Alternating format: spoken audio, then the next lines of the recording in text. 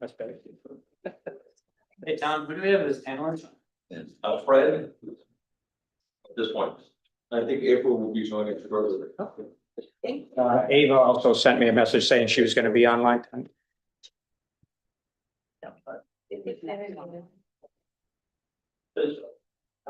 Right now, yes, 12, so I think we just have a. That was our count as well. Okay, I think we're good to start. Welcome. There was just a typo on the agenda. I don't know if we need to fix that formally. But welcome, and I think we can move to accepting the minutes. Second. All those in favor?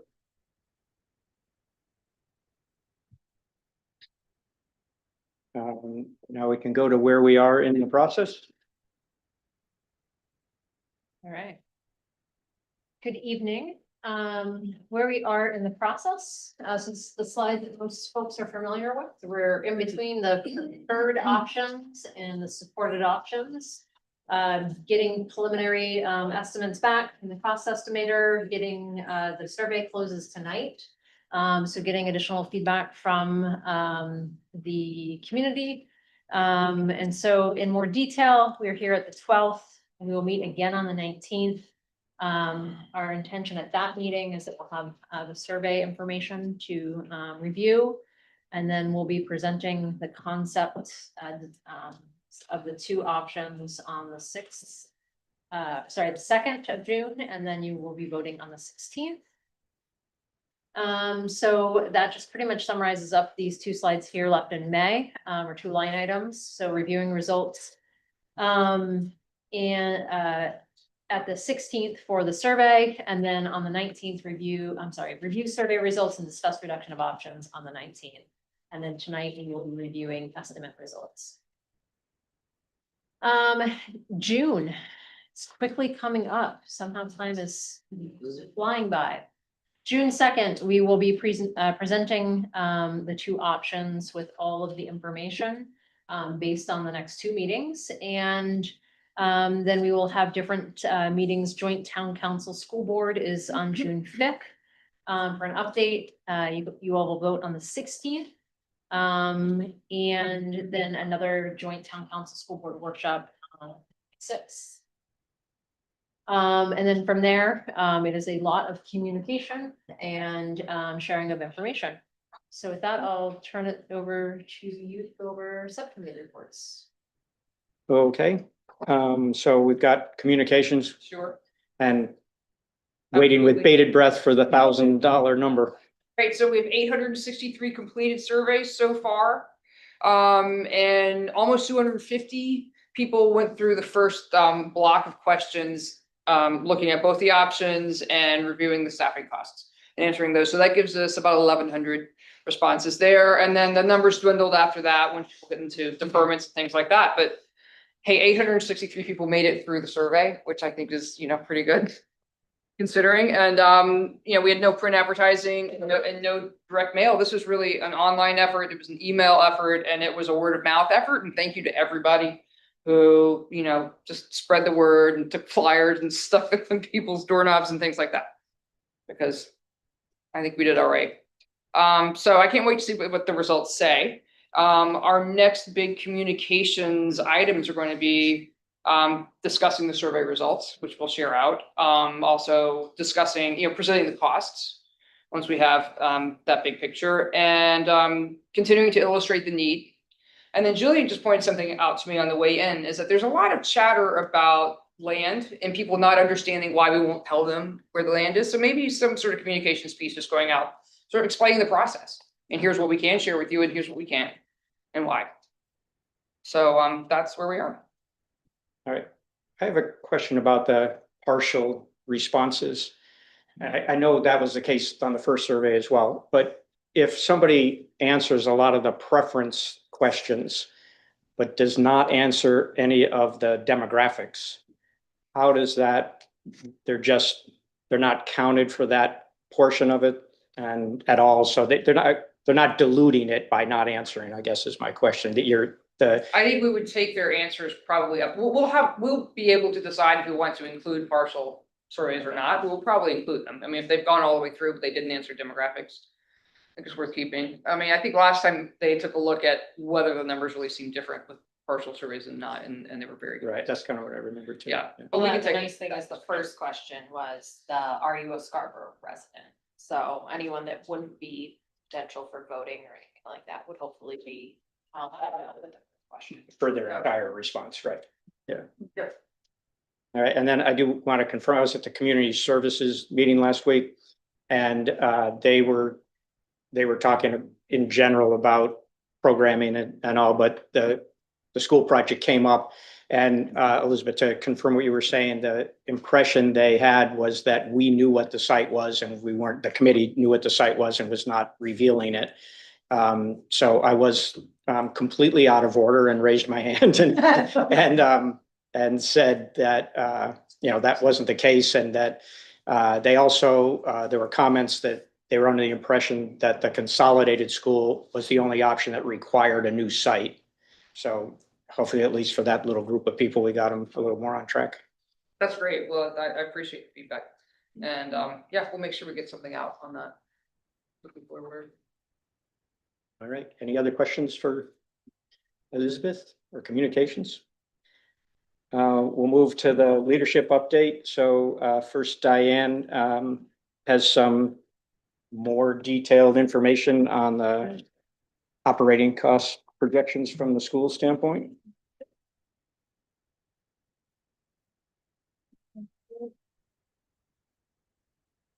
So I apologize for not being present last week, but I did watch the meeting in its totality.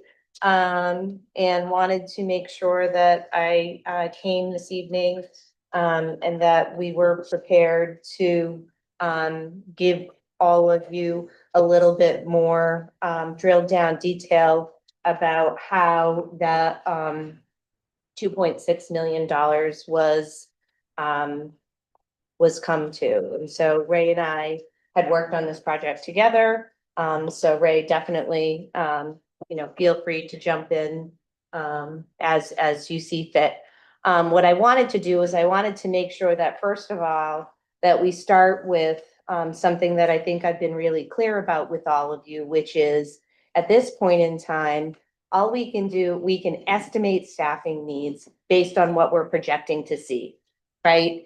And so all of this is predicated on those fully loaded models. So, you either have your neighborhood schools at full enrollment, or you have the consolidated school at full enrollment. And so that is what the basis of this is. And also, I want to make sure that people keep in mind that this is based on, like, the services for students is based on what we're seeing currently for students with special education needs. I need to underline and underscore to you several times that our special education needs can change like this. If we have 4 kids registered tomorrow that are high needs students, that can throw everything off kilter. And so please keep that in mind, that as I sat with our special education director, for example, we based this off of what we are seeing with our students right now, right? I can't tell you what IEPs we're going to have in 3 years from now, in 5 years from now at the primary level, because those students aren't currently registered for school. So that's something that I think is worth repeating multiple times. But we built this on the other important piece of information for you to know is we built this on the average cost per position. So we did not base it on the actual staff that sit in these positions, because we know that staffing changes. And so most of the listed FTEs that you see in the table, that's at the second half of the first page and the second page, most of those are not even currently in our budget right now. And that is something that I was trying to explain to you 2 meetings ago, which is we're projecting for the future when we have an additional 200 students. So I certainly understand the sensitivity that people have to rifts or layoffs or people, real humans, lots of them losing their jobs. And so we wanted to make sure that by sharing this information with you, we were being really clear about these are positions, most of these are positions that are not currently filled, right? Because we will need to increase in these categories as we grow. And so all of these projections are based on future needs, and the cost per position was derived based on the average compensation for existing staff in each role. So for example, if I look at the ed tech category, we said, how many ed techs do we have in the district right now? What is the average yearly salary for that ed tech? And then what are all the payroll and benefits that get tacked on? Because I think that sometimes when people look at the cost per position, they say, oh my goodness, a teacher's making $110,000. A teacher doesn't earn a salary of $110,000. But when you start adding main PERS and health insurance and dental insurance and the whole list of things that I have completed here for you, that builds a picture, right? And so all of the costs were aligned with those relevant roles and the bargaining agreements that these folks certainly have. And so, you know, the other point that I would like to make is that I understand, you know, as it relates to cost and staffing, again, I can appreciate the sensitivity around that, but I also want to make sure that the community understands really clearly that our staffing costs are going to increase based on the fact that we have more students. So the question is, how much do you want it to increase? We're showing you that if you choose one model, you will have less of an increase in cost because we can save some money on staffing. If you prefer to have a different model, that's fine, but it will cost more, okay? But even if nothing happens, let's say, heaven forbid, that a referendum failed, we will still need more staffing in the schools. Don't ask me where we will put those staff or those students, but you know, there is not a scenario here that is zero end game. So I'm hoping that this answers the questions that folks had about how that was derived at. Question? Can you compare this to 2 years ago? 2 years ago, it was $2.4 million. Yeah. And it was 4 schools versus 1, and it was 3 grades versus now it's for 4 grades versus 3 now. And I think it was like 40 staff then, and now it's 30 staff, but I don't know, I can't figure out all the permutations, but can you kind of just compare what you did 2 years ago to this? We went through the same exercise again, as you just pointed out, it was a little bit different because there were 4 neighborhood schools, but the consolidated school was a K-3 school, so that school was a little bit bigger, but went through the exact same exercise and did it the exact same way. And so, you know, in my mind's eye, the difference is really attributed to the increasing costs of salaries and payroll and tax, payroll and benefits, right? Because everything else, you know, we applied it in the exact same way as last time. When you said you based it on, you know, averages of the salaries and all now, those are today's salaries. Did you put an inflation factor in it at all? Nope, we Okay. did not put an inflation factor. So, right, for the purpose of this conversation, this is just to say, if we apply FY $26 and the schools were opening in September, this is what the cost would be. So, you know, certainly, if you add in the inflation, it will never be less than $2.6 million. Right. That's a good point. And these numbers are run on teachers are under negotiations right now. These are on current contract. These are, you know, on projections that Kate has that we have used for our whole budget process. Okay. Right, so we're consistently applying the same math. Thank you. Mhm. Could you talk a little bit more about the underlying assumptions for the consolidated model? For staffing, but also, we really haven't had a discussion, I think, about sort of the structure of the program and. We had talked about schools within a school and some of those things along the way. What are you sort of assuming? And I guess I'm asking you if we could have that discussion at some point to hear a little bit more about what that would actually look like, because. So are you speaking more about, again, like as I was watching the meeting last week, I picked up that there was some interest in folks in looking at like educational value of different models? Is that what you're referring to? Well, I think broadly speaking, for me, it's hard to understand how it's developmentally appropriate to have 840 something young children in the same school. And I know there are ways to structure that, but I don't think we. Yeah, I mean, if I'm What are gonna, the staffing assumptions? yeah, if I'm gonna be perfectly honest with you, I think we have the best model that you could ever think of at the Wentworth School. Right, our Wentworth School has about 700 students in it, and so it is certainly not a small school by any means. But I would challenge you to tell me how that school has deficits as compared to a small school. We consistently hear really positive feedback from families, from staff. If you look at our testing scores and how students are performing, the feel of the culture when you go into the school.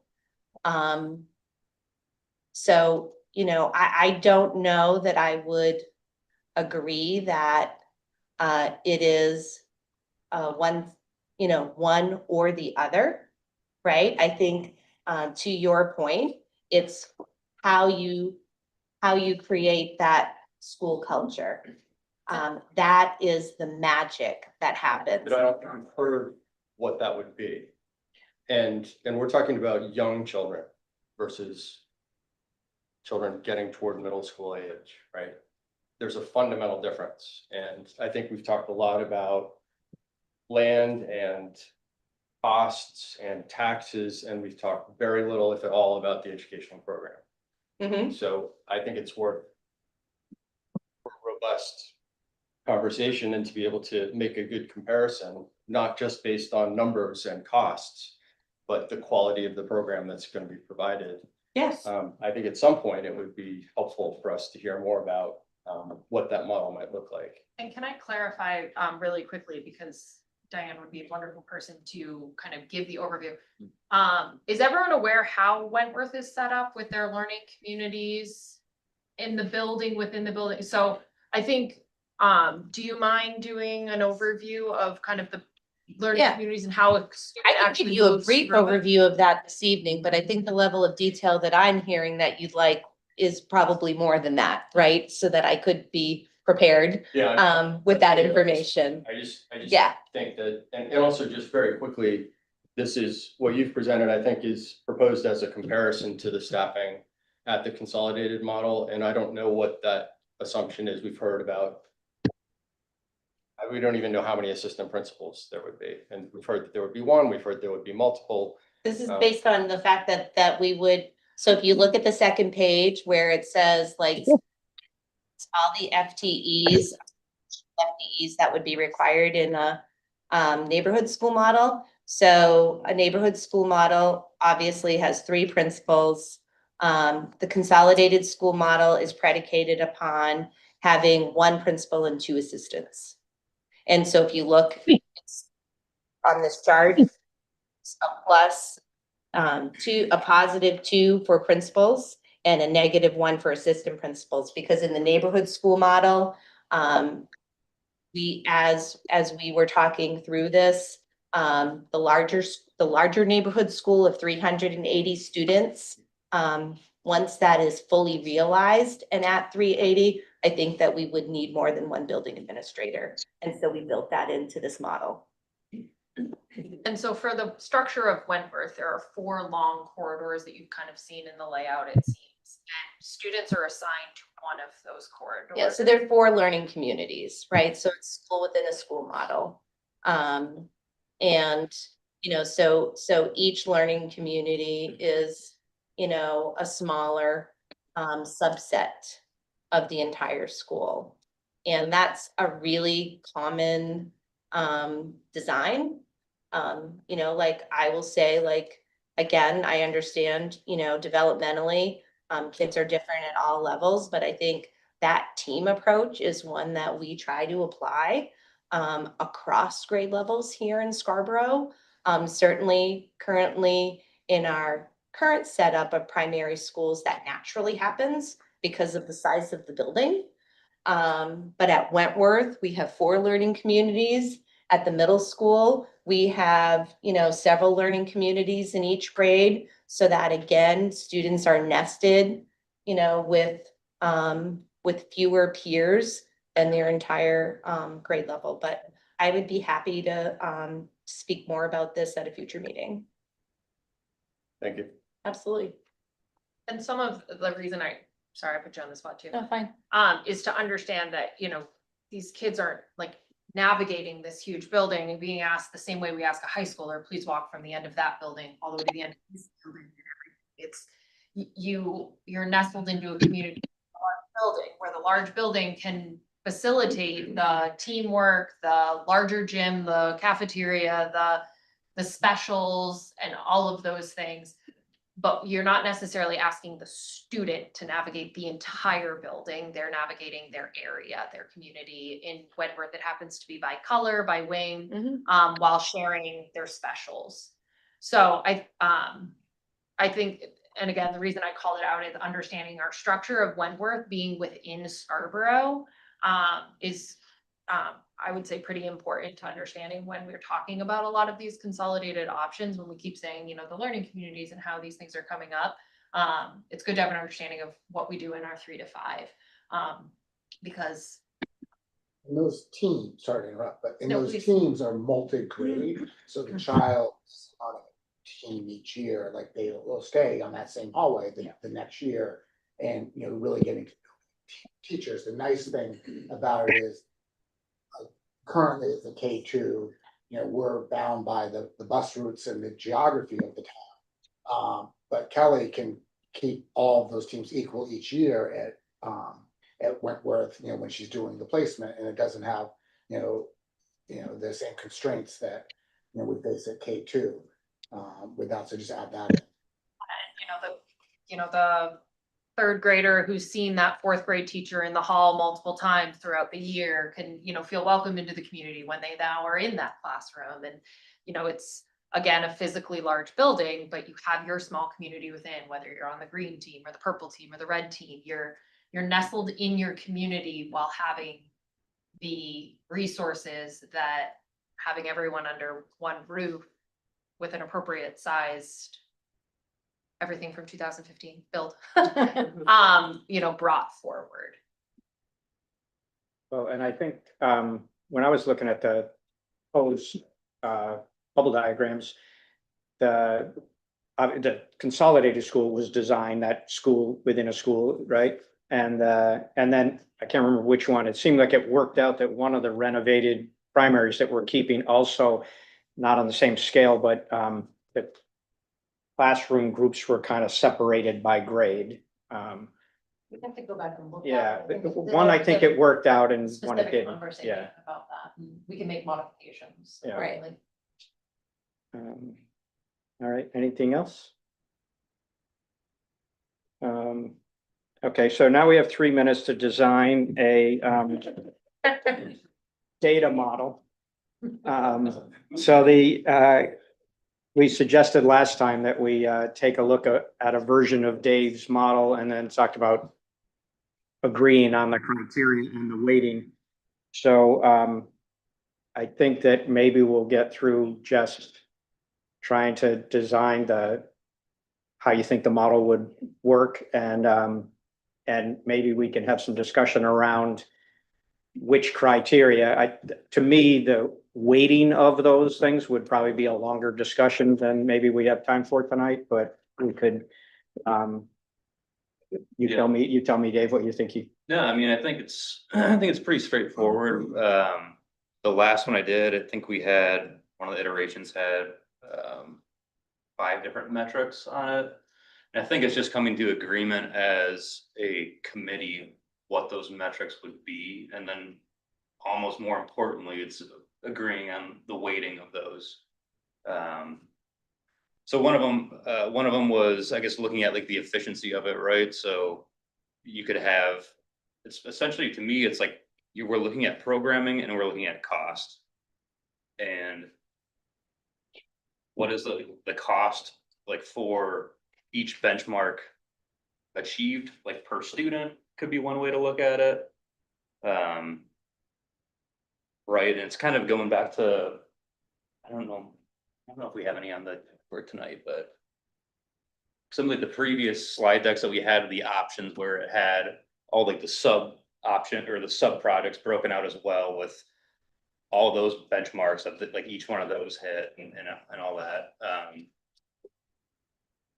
I don't know, that's kind of what I was thinking, something Yeah. along that lines. I don't know. I just don't know what the metrics we want to use will be. Right, that's what I was envisioning, and talking with leadership, what we were thinking, the committee should definitely have a voice in that, and so we're trying to accomplish that tonight, but I think it's maybe more involved than we can. I wonder, does anybody have any input for how they could see that working?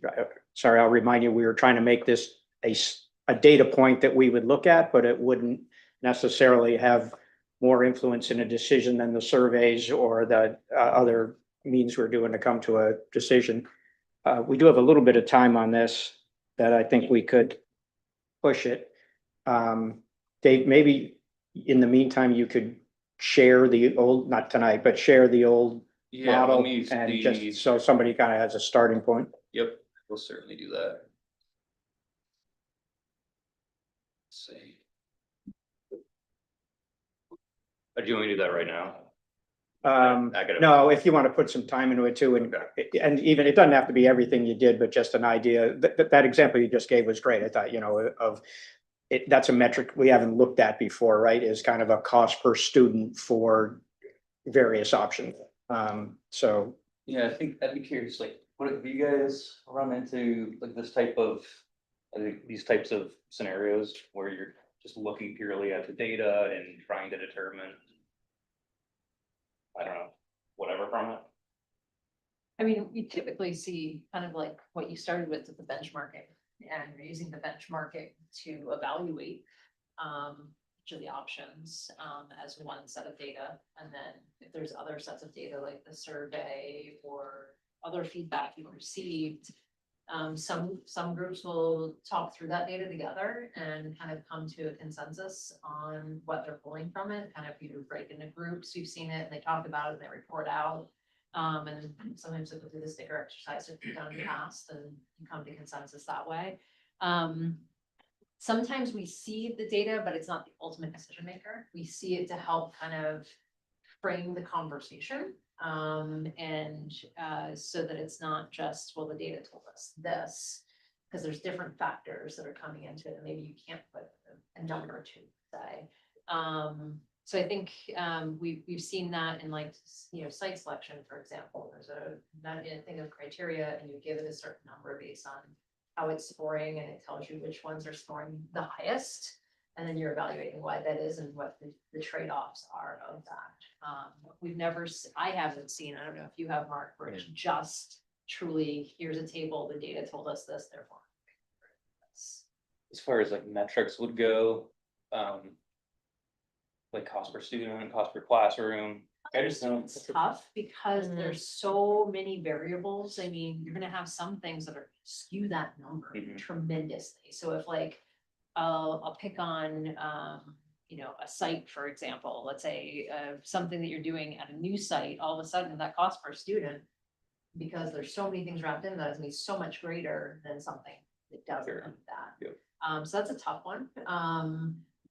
Usually, it's a lot of times if we can back out site-related items, it's usually cost per square foot that we can really look at in regards to value, more so than student costs.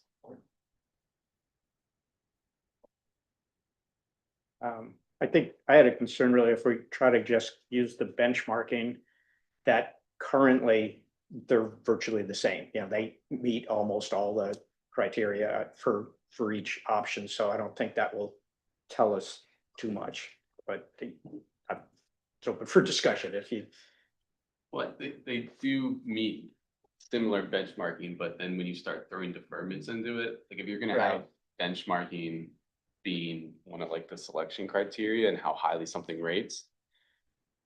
If you do that middle school full deferment, like that destroys all the benchmarking and almost makes it a non-viable option, whereas we know from all the feedback we received from the community that that 150 number that we're flirting with a little bit is probably a no-go either. So that middle school deferment might have to happen based on the survey data.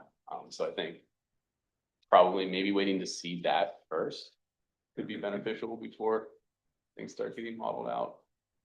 It's really tricky. It's a really tricky one because you're trying to take feelings and put numbers on them. There's motion Right. involved, absolutely.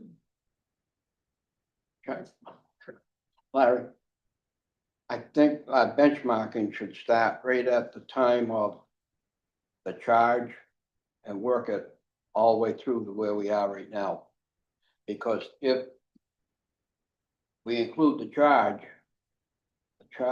with the numbers that we're seeing, the charge is gonna be low. Because we didn't meet any of those criteria. I think we gotta show everything.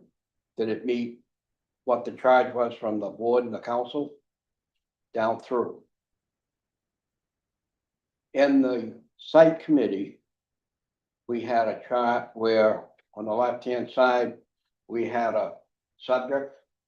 And in that block, there was 4, 5, 6 options that we had to score through. I'm wondering if that might work for this review of the whole process. I don't know, I mean, maybe talking through, is there concern that this matrix or data model isn't gonna give us more information than we already have? I mean, I don't wanna introduce complex model that is difficult to analyze. May I suggest, may I volunteer you to provide essentially a template of what you're thinking,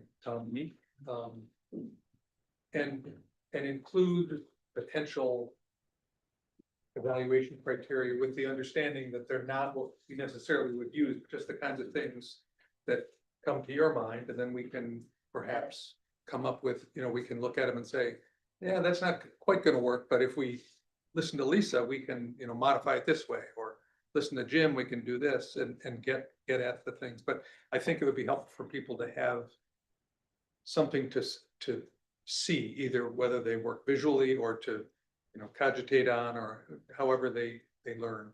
Just to have something. Site selection template with you. Yeah, that'd If be you wanna great. see that, Sure. that's exactly what I was talking about, as site selection that we typically use. Yeah, and I'm sure you've done, feasibility study. You put your options in and you rank them. Yep, certainly. But yeah, I can put something together though and send it out to the committee for sure. That, I don't want to. Yeah, no, that's where I was headed earlier, was to get a starting point. And I don't think we have enough nearly tonight to try to dig too much further into it. So Dave, if you'd like to volunteer to get something, so we're not starting from scratch, that'd be wonderful. Certainly. Anything else on that? Okay. I think we are good for the update on design. It's back up there.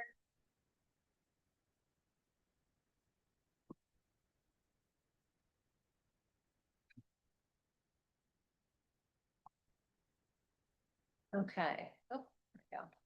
All right, so design update, similar to the last estimate, we were passing this back and forth with the estimators as we were walking out the door. So we will follow up with the detail of this estimate, with all of you after this meeting. We'll send you the backup like we did last time. We'll also send, the narratives that went with both, so you can see what the scope is in written out format. Sometimes it's easier to understand it that way than, the estimate itself. There's a lot of acronyms and things like that. Sometimes the estimate aren't easy to understand. Similar to, so last week we gave you an update on what we're calling Alt V3, which is the consolidated option. Tonight we are doing an update on the AVA estimate, which is essentially replacement of 8 corners and renovation expansion of Pleasant Hill and Blue Point, as well as the similar work to Wentworth Middle School. Like the last one, we'll preface this with, these are no longer rough order magnitude numbers. These are actual estimates based on scope. We now have an actual site that we are using to estimate. I want to be clear, we have not selected a site. There are 4 sites in play. We picked one that is most likely the most costly to develop. So this is the high end of where this could be if we're to move forward with said site. It also, the same site was used for both options. And that is because we wanted to have a site that could fit either of the options on it. I will say that it is higher like the other option. And the majority of that is in foundations and site development.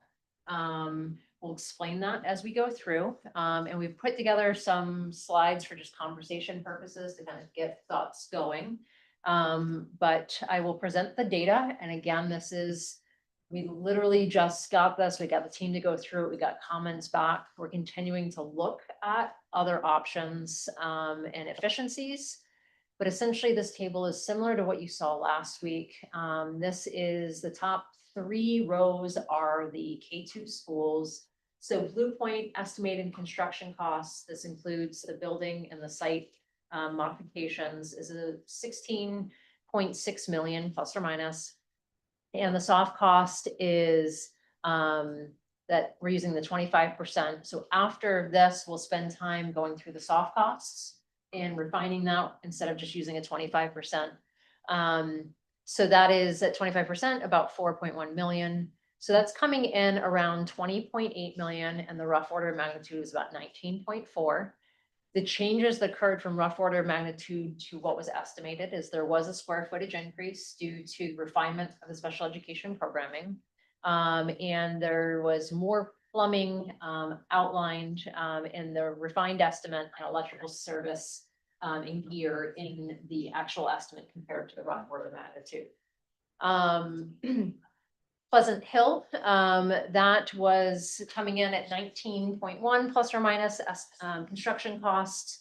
The soft cost is 4.7 million plus or minus, so it's about 23.9. ROM was 22.5.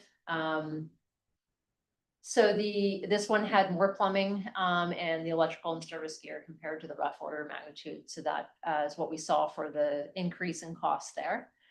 The new K2, the 380 student school, this is where you see the biggest jump. And this is the 47.6 or 47.7 really construction. So it's 11.9 soft. We put in there 15 to 30 acres for a cost of purchase. We had always been carrying, I think, a $6 million 4.5 or $6 million range on all these options. Given that the site that we're actually putting this on is closer to 30, we put that in there. And so that brings this one to 64 to 68 million with that purchase price. This had been at 45.8. The major difference here is in the rough order magnitude. This 380 student school was using 8 acres as its site development. Remember, we didn't have sites when we started all of these And the estimate is looking at a 28-acre site, but saying it only needs to develop about 22 acres of that for this school. We have not done soil testing on any of the 4 sites. We do have data from other adjacent projects, which makes us assume that the soil conditions will increase the foundation cost in this location. And they're pretty significant increases, we'll get to in a minute. There's also a square footage increase due to the special education programming refinement. And the rough order magnitude assumed a $6 million placeholder for site purchase. So that's the major difference. Wentworth, we're about all in $3.7 million. It's a slight uptick from the last estimate. They had done there was a catch on a calculation error at the in one of their final numbers that they had on there. So that's been modified. Middle school option 1, construction cost came in at 32.6. Soft cost at 8.1, that takes us to about 40.7. Rough order magnitude, we have been carrying 41, so it's a little bit lower. So when you add all of that up, 119 million construction, 29.8 million soft. We have a placeholder of 4.5 to 9 million for site purchase, and that gets us to 154 to 158.5 compared to the 132. Again, this assumes a particular site, and other sites are still in consideration. So using this data, we want to meet with the site selection committee and kind of talk through these different variables. Keep in mind the middle school has a sub option, which is option 1.2, which would decrease that overall cost, and we'll go over that here in a minute. So we started identifying alternates. These are, yeah. Just before you go to that next slide, I have 2 questions for you as it relates to the new K-2. Yes.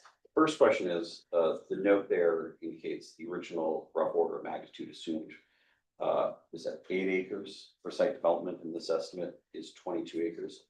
Why such a discrepancy? It's nearly triple the size of the rough order of magnitude estimate. I mean, the school size, school population that you need to serve didn't change, correct?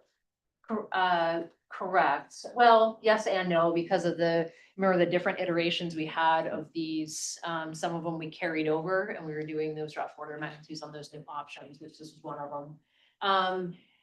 Some of it has to do with, again, until we develop that footprint, we don't know. And 8 acres based on the small school seemed like we could get that on that site. 22 is being used right now. Some of the things that come into account have to do with the shape of the site and how we have to lay things out. Sometimes we're pinned into a certain situation where we can't be as efficient as we'd like to be. Thank you. And my second question is, you stated, as you did last week when we looked at the other option, that you are making this assumption based on the most costly site to develop. Mhm. What is the difference between price in that option versus a best case scenario where you've got, I don't want to use perfect site, but you've got an ideal site where you don't have to make the type of costly development investments that you would need to on this? Yeah, it's What's the a difference? great question, and we're gonna kind of go through that. It's a tough question to answer until you get to the level of laying it all out and seeing the differences between the site and the efficiency that we may be able to have. Where we're gonna be able to give you more of a black and white answer is in the foundations. A couple of the sites, and again, these are assumptions until we do soil testing. And once we do this, I would say half the sites we're assuming have a soil that we will need a foundation that's pretty costly. And the other half, we're assuming based again on adjacent data that we will not need that. And we're talking I was just jotting down, because these literally just came in the Alt V3, so which that is the larger school, right? We're talking magnitude of $8.7 million difference just in foundations. So would it be fair to say that it is unlikely that difference between the ideal site scenario versus the most costly option that you've most costly scenario that you've given us. That difference is unlikely to be roughly the $20 million increase we've seen over the rough order magnitude. Or is that potentially still I the think amount of difference? what we're saying in the notes is it's more than just the foundations. You've had a square footage increase, so as we know, square footage drives cost up. We've had a development of acreage, which is a true difference from the 8 to the 22. And then the foundations, depending on soil condition, is, almost half of that.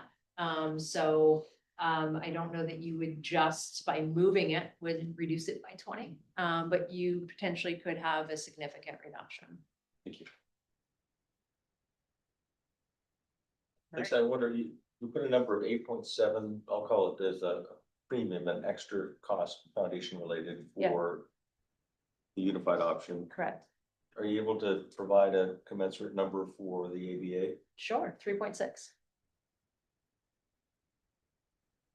In foundations. Just to further Michael's point, I suppose the one option, there is, one of the 4 sites under consideration is town owned, so there's no purchase cost. That's not, doesn't necessarily factor into the difference between the rough order of magnitude Correct. and this, but that is another certainly cost factor that's wrapped up in here that if that's the site chosen, we wouldn't need.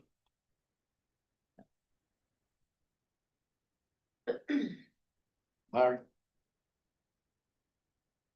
We get cost estimates versus the rough order of magnitude. Mhm. Are they building the building or are there other features built in to this estimate? I looked through Yeah. the consolidated school. There's money in there for a ball field. Was that money included in the rough order of magnitude? That would push it up over probably that 8 acres, so I don't know that it would or would not, we'd have to look at that. Because again, you have to remember, when we started these rough order magnitudes, we literally gave an acreage because we didn't even know we were at however many sites there were. Based on that, I have to go back and look to see if that 8 acres included the ball field. Well, I'm just curious how that got added into the consolidated school when this committee didn't take any action about adding that. I think there was like $400,000 for the ball field. We had shown that on the outline of the site development in certain areas, essentially based on we're working off of what generally you would receive when you build a new school under the guidelines of the state. If this committee decides they don't want to do it, then by all means, you can remove that. But for apples to apples, both these options are considering Correct. those additional playfields. I think the difference, Jim, is just the site is larger, but it's also been programmed out. The rough order of magnitude is simply a fictitious, a raw, holding, Taking a number per Number acre, per acre. and applying it. and then cost per square foot, essentially, and But how. Seeing that was the first time I heard about adding a ball field. Typically, most elementary schools have them, but again, we're not saying you have to have it or not, we're just giving you guys data.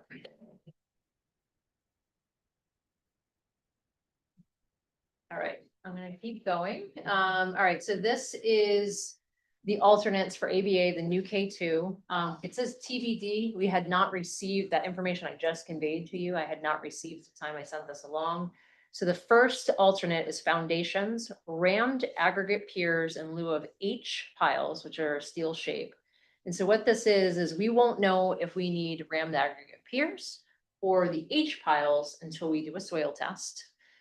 We won't know if we need either of those. We may not need those on certain sites, which if we don't, instead of it being 2.3 million for the deduct alternate, it would be that 3.6 that I just talked about, where it says TBD. So essentially there's 2 alternates, again, depending on soil conditions. So for example, when we did Wentworth, we did not need any of these special foundations. That rock was within 10 feet.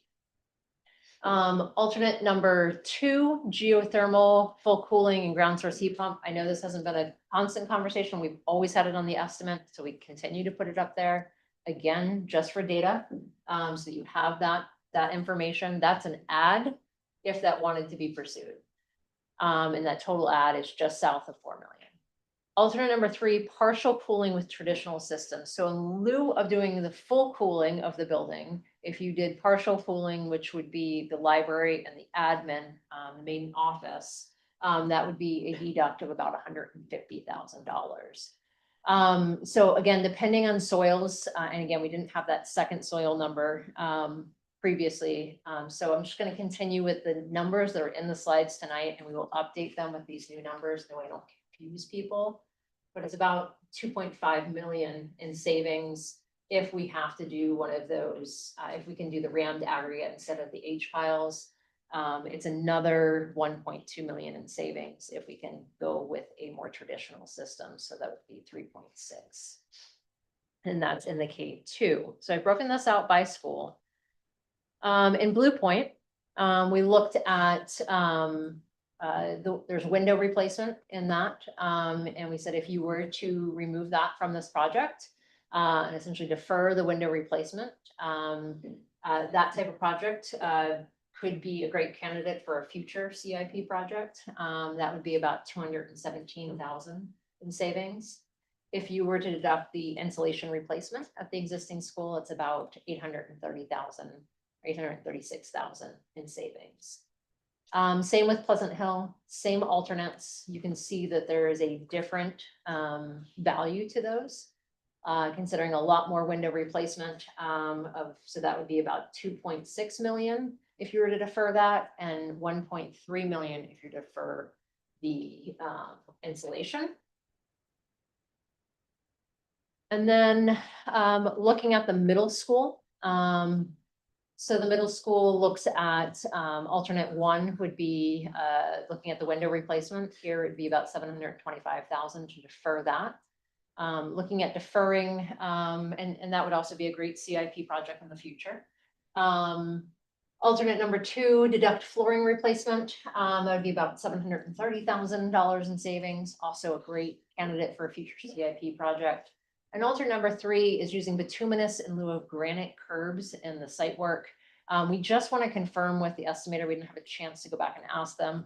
What we typically recommend if we do this reduction is that we keep the granite curbs at parent drop off and bus drop off, where you're having people pull right up to the curb, as well as kind of some of the street area, parking and other places. We can look to make that change. So we do want to confirm that with them.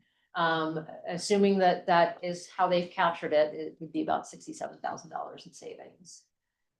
So that would be option one in the middle school. We go down to option 1.2. So if we went with option 1.2 instead of option one, that is pretty much 9.2 million in savings.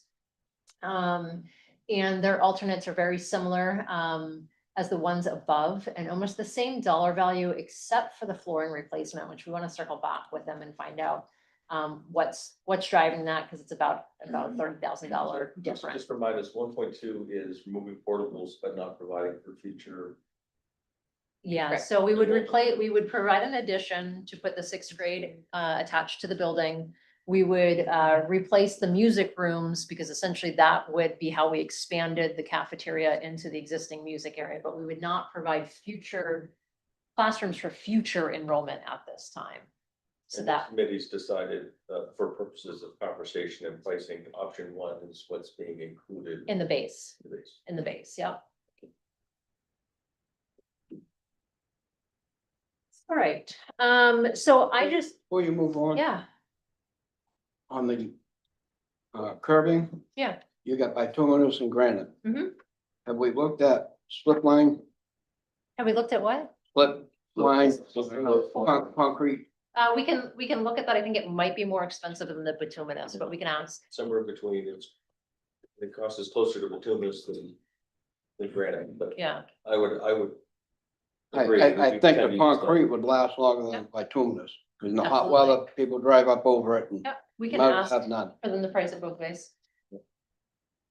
And it seems to hold up pretty well. About 13 years ago, they did Maple Ave with it. The way the plows have beaten it up, it's still in place.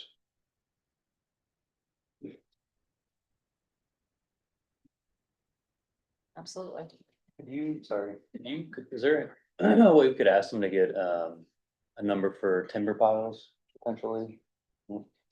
I'm just another one to go up there with the H pile. Yeah. Thank you.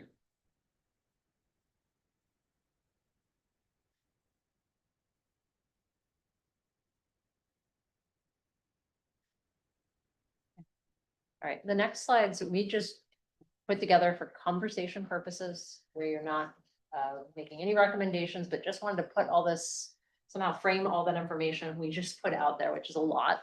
And just paint the picture, if you were to accept all the deduct alternates, and let's say there is no land purchase, this assumes, and I've been, again, an assumption that if you were to use town-owned land and you're not purchasing the price, or purchasing the land, and you use middle school option one, what would be that value? And so all those deducts we just went through, except for the 1.2 in the middle school option. If you were to use all of that, how it is today, it would be 139 million, just shy of 140. Again, this assumes a particular, particular sites, based on purchase. It does not make adjustments to foundations or how much land has been, modified or things like that. That would be a further refinement. But again, just trying to put this in context for everybody. The next one I put together was showing the same idea. This is deduct all the deduct alternates, no land purchase, and then using middle school option 1.2. You can see, and then if we use 1.2, putting the deducts on that, we're about 130 million. The other things I put over to the side just for consideration, because we have in time talked about different deferments. So if you were to then say defer, I just picked Wentworth for the first example, it would come down to about 126 million. If you were to defer only the middle school and not Wentworth, you'd bring it down to about 100.5 million. If you were to defer the middle school and Wentworth, and all the assumptions are made over on the side, that would get you down to about 96.8. And we are going back to look at if there's other, there's another option where we just brought in the 6th grade classrooms to the middle school. We have to go back and look at what that cost would be. And just to reiterate that we're continuing to look at additional efficiencies, because as we have this data, we go back and look at all of that as well. You say just bring in 6th grade. That Replace the includes, portables. that includes the expansion of the cafeteria. With that, well, that's what 1.2 is. And so I'm saying there was an option at one point that was just replacing the portables and not doing that. So we just, again, our job is to give you guys data so you guys can really make this decision, but we'll go back and look at that so you have that data point. All right. The next slides are the summary of the estimate. And so this will, by division, show you the construction totals in blue. And then in orange is where the contractor does their add-ons. I want to remind everyone, none of this is soft cost. So for ABA, it's 119 million without soft cost, just construction. It should not say total project up there. I have to change that. It should just say construction. So that's what those numbers are that you're receiving is construction costs in the backup that we'll be providing. And so these are all in here. We're continuing to go through them. Another thing that I want to bring to folks' attention that was not carried in the rough order magnitude was the builder's risk insurance. We started to put together the soft costs and look at that. There was a note from the last project that is something that was requested to be put in the estimate of the project and be carried there. So we are now carrying that there. So that is a difference in the rough order magnitude to the actual estimated cost. It probably had a different parts of the project. You'll see different numbers for that. Is it priced a percentage of total construction cost? I believe it is. I have to go back and ask them what they use. I thought they had it on their last one, but yeah, it typically is.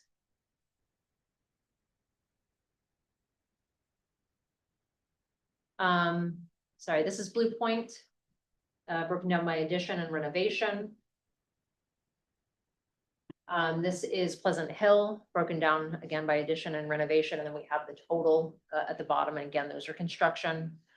And then this is the new K2 in there as well. This is Wentworth, and then this is middle school option 1. And there is a breakdown for middle school option 1.2 as well. Alt V3, we updated this table. I think the only difference, actually we have not, this is from the last project, it's in here. We will update this. The calculation error they had made in the add-ons last time took Wentworth from 3.6 to 3.7. So we need to make that modification. But these are in here.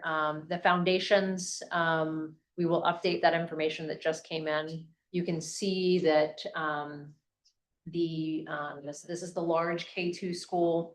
The foundations, rammed aggregate piers in lieu of H piles. H piles is in the base right now. That's the most expensive foundation. If we were to go to rammed aggregate piers, we'd save $6.18 million. And then if we went to a standard frost protection foundation, that's where we would have the overall savings of 8.7 million. And you wouldn't take both of those, you'd take one or the other. You can see the add alternate for geothermal, which is about $6 million there. And then we provided the same alternates here, one additional one. We have the partial pooling for $1.3 million in savings. We also looked at plastic laminate in lieu of solid surface for countertops. So that's a material substitution. We're continuing to look at those two.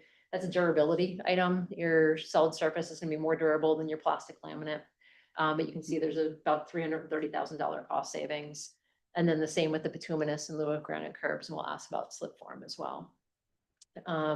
So before we had that number for the standard frost protection, we're looking at about 8.5 million in deduct alternates in this option for the K2. And then the middle, yeah. That countertop option you just mentioned, Mhm. was that also priced for ADA? It wasn't. I want to go back and ask them to price that for that. Lisa? Yeah. Is that your question? No, so I'm trying to keep up, I promise. Sorry, Some of going this too is fast. just like, no, you're not. It's like, I don't know what these materials are. I don't, so, and it's wonderful data. But are these decisions like we're gonna be making to potentially move forward? Because I don't know that like like, is it gonna come paired with like if you give this up, your foundation's gonna fall apart in 10 years, or if you We give would this not up? make a recommendation to where your foundation. I appreciate that. We, when we're building schools, we know durability is important. Obviously, we're going to come forward with a structure that is sound. We would not make compromises there. Where we're gonna make possible deduct alternates are where you could, the material will serve the same function. It may just need to be replaced a little bit sooner, like a countertop or something like that. So what you're speaking about is really like good, better, best. Correct. Yep. Okay. And one maybe you pay less now, but you may need to replace it sooner.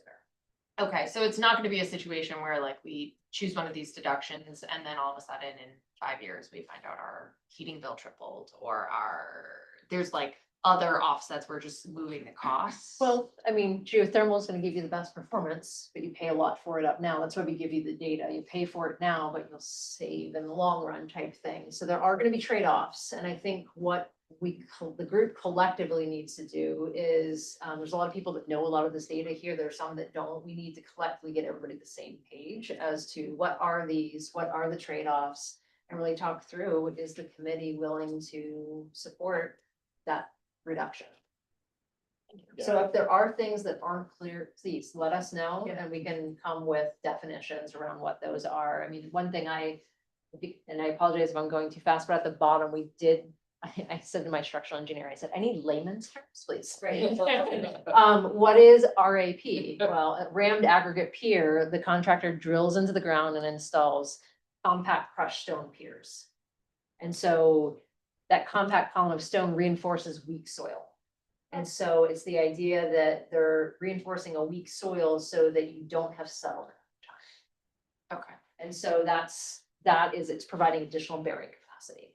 The H piles are doing even more than the rammed aggregate piers would do based on the soils. So those are two things that we would do to make the soil stronger, to prevent the building from settling over time. I mean, buildings all have some level of settlement, but we don't want inches. So those are what those mean. So if there is anything, please speak up. I will provide definitions for things so that everybody. And this is exactly, I appreciate all of the time that you've already put into this, because this is exactly what I've been hearing from this committee around, right? What are some of the options for savings, right? I know that we have heard, consistently as we've been working through, especially like rough order of magnitude, when are we gonna start talking about savings? Where can we look for some savings? And so, you've gone ahead and front loaded a lot of that for us already here. And so I think that's very much appreciated. Yeah, absolutely. And then sorry, one last question. In the like process of this design, build, bid world, Sign bid bill. yeah, that one. So, is there a chance that like we work through all these saving opportunities and then a contractor comes in and says like, I don't want to do it that way, I'm doing it with this thing that you removed? Or is it really in the design phase that we get to make the call and like, they won't come in later and we have to go to referendum for another So 300? essentially, if we make a decision to, let's say, put plastic laminate instead of solid surface, we'll stay with that example. We can put that in the contract documents. And if that's what's in the contract documents, that's what they need to bid on. Okay. And so they need to say, I will provide you plastic laminate counters at X price.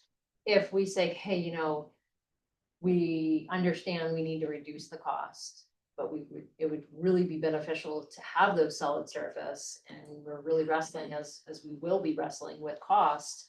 We can say, okay, plastic laminates in the contract documents, but we have what's called an ad alternate. And we ask the contractor to price what the difference would be to do solid surface, because depending on what the bid climate is like when we go out to bid, if contractors are hungry and there's not a lot of work out there, they're gonna be really sharpening their pencils. And we may find that, hey, we come in under budget and we can add certain things back in. So we can talk about things like, yes, this is what the base wants to have, but understand as we get into design, that may be something we want to have as an alternate. And through design, we'll keep doing this. We'll do estimates and say, okay, this is where we're at. This is what's changed, because we're gonna find out, different data along the way. And we'll continue to have that conversation as to what stays in the base versus what needs to be added or deducted. Oh, thank you very much. Yep. Any other questions? All right, so we will, On the foundation, yeah, looking through the consolidated packet, okay, it showed where that you coated the foundations with the tar, mhm, then a Damp solid thing. foam. Yep. Where they're knee walls and filled, is there really a need to do the tar coating? filled. Yeah, I think where we're not actually where we don't have occupied space. So typically, if we have an occupied space or something that goes below grade, and we'll actually have more than just damp proofing, we'll actually have waterproofing, and those like elevator pits, require waterproofing of any occupied space below.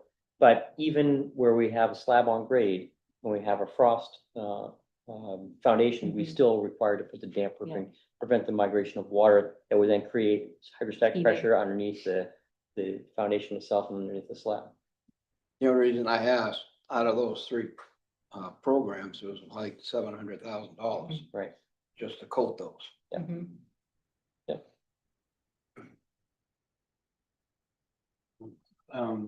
When I look at the estimate versus the rough order of magnitude, it seems like you guys are very close, like within 5% for all of the existing buildings. It was really the new building that added up to 20 million.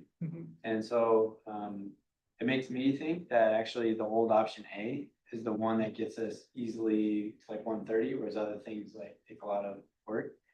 I didn't know if maybe there's something, I was missing something in that. We'd have to go back and look at that. I think part of the thing that we keep looking at that is driving it. I mean, yes, some of it was the square footage change in the new build, but a lot of it has to do with those foundations and site, and the difference between the 8 and the 22, and then you're seeing the multiple millions of dollars in foundation, but I mean, we'll do whatever the committee wants us to do. If you want us to go back and look at that, by all means, we can.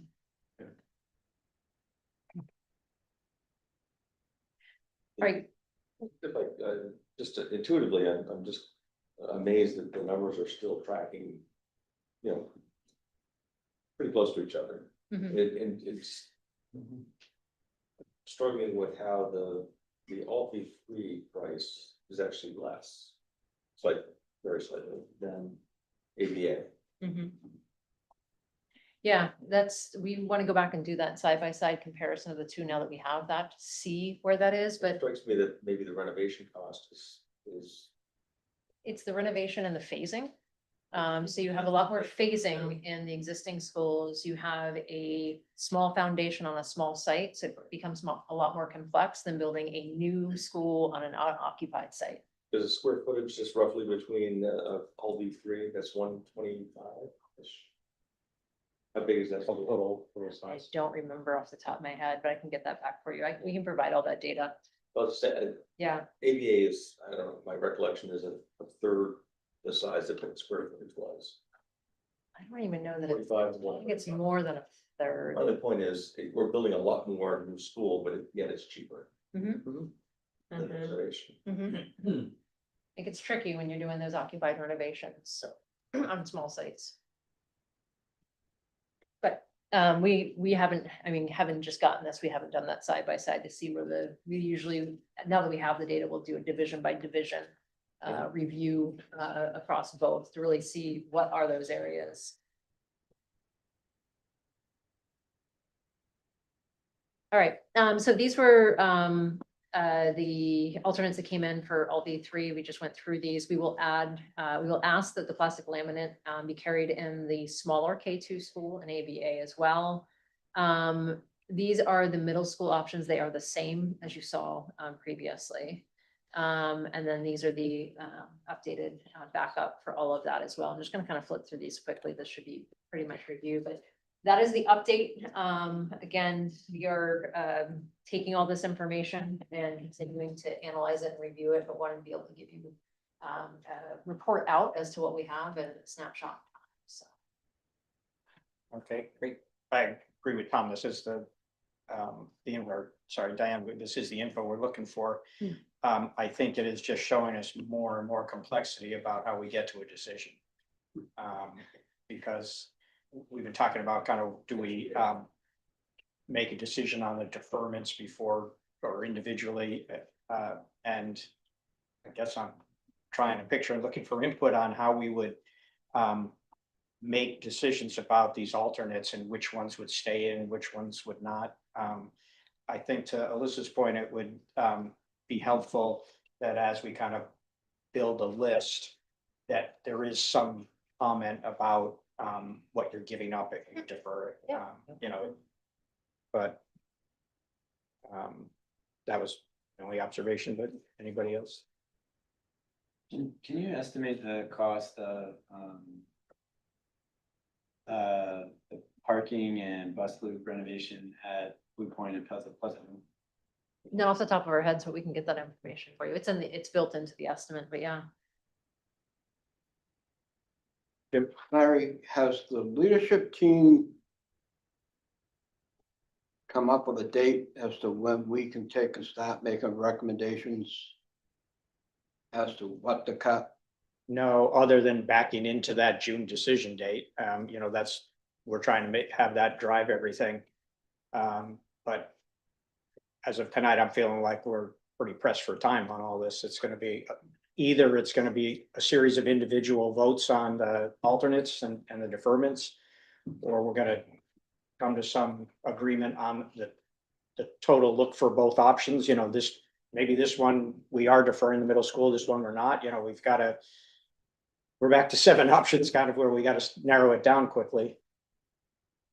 And remember, we have the survey that comes in next week, so we can provide any review that would come out of this week, looking at the estimates more. And then on the second is when we'll kind of pull all the information together to kind of present you guys, okay, here's the whole package for you guys to have that discussion and make those recommendations, because then you wouldn't vote the 16th. Yeah, so I'll defer to Charlie, but I think that, next week we should probably try to be working hard on the process of how are we gonna, regardless of how many alternates there are, I think, how are we gonna actually have the decision points fall out? That's the reason I raised it, because after our discussion last week, if somebody wants to jump the gun and put a motion forward, kind of freezes everybody else out before they have a chance to study actually what we've got in front of us. Yeah, I feel like we tackled that last week, like that we came to a conclusion that because the June 19th is the decision date. 16th, Yeah. but I'll go back and look. That, because that's been on the agenda for a long time, is there, that is a point where somebody bringing a motion before everybody's ready, we could. Yeah. that Yeah. Charlie as the chair could kind of say, I'm not really gonna entertain that motion because it's already on the agenda for this future date. It's And, not in order until it is. yeah.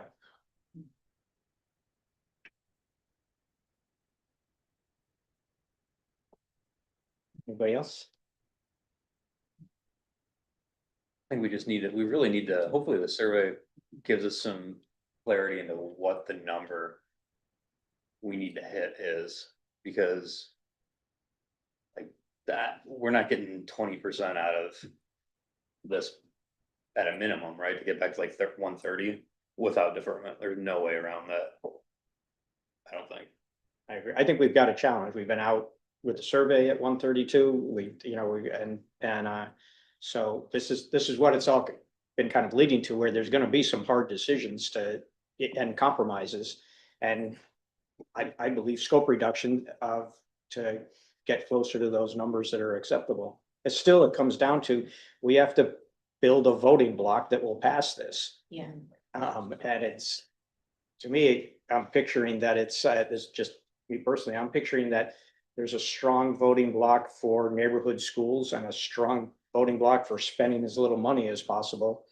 And it could go the other way. The other survey indicated more acceptance for consolidated than the last round, I think. And so it could go the other way, but I think we've got to think about it in putting together a coalition of voters that can make it pass. Yeah. Am I the only person in here who thinks that maybe we don't have enough time between now and the 16th to really have the discussions that we need to in order to get this proposal down to a final vote?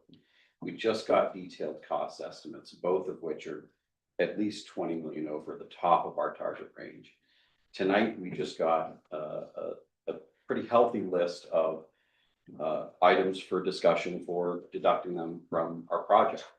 We've heard twice now, we're looking at sites that may add millions of dollars because of site improvements that need to be done. And we don't even have a final site that we've decided on. So I'm struggling to understand how, with 2 intervening meetings between the final vote on the 16th, we're going to have enough time to make those decisions. And if I'm the only person feeling that way, I'll shut up, but it doesn't feel like enough time to have those discussions and make the decisions that we need to make in order to get a final vote on the 16th. That's what I was getting It to makes as me well. feel good, Mike. I have the same feeling. Good, it does make me feel better after.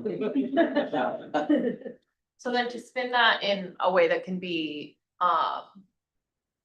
constructive for shaping at least the next few meetings, what needs to be in front of you, or do you need more discussion blocks? Do you need more information? Do you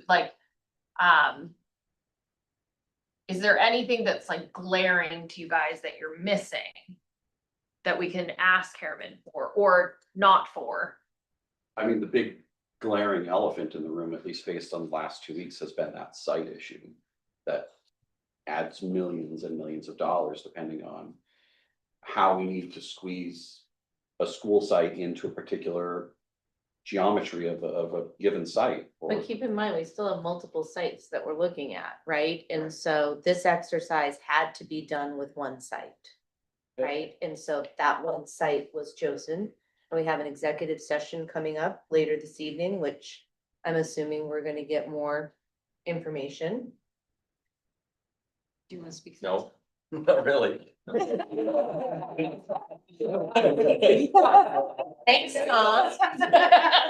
Does that mean I can stay?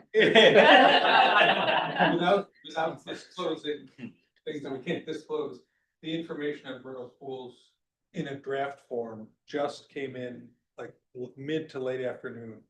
The Okay, committee- that's helpful. The subcommittee has not had an opportunity to even look at it. I mean, the subcommittee has not seen it. Mhm. We haven't discussed it. We haven't made a recommendation. Yeah.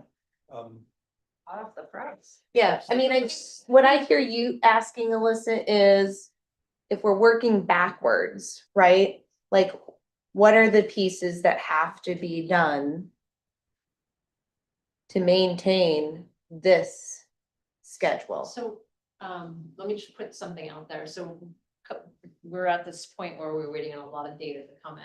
It's all kind of coming in at the same time, and that's obviously causing some angst. And I think you guys need to take the time that you need to. I think maybe we take this information that you all have gotten, think about what might be missing for you to be able to make that decision. I know the site selection committee wants to meet. That information just came in. I think we can share that there are no significant verticals identified. So that's good news, on any of the sites. So that allows the subcommittee to now get in and look at that data. But literally, it's in draft form. We haven't gotten the final yet. Mhm. So we're gonna try and meet as soon as possible to get through that information. We now have information about foundation implications and Right. all of that, so I think that's gonna help that group.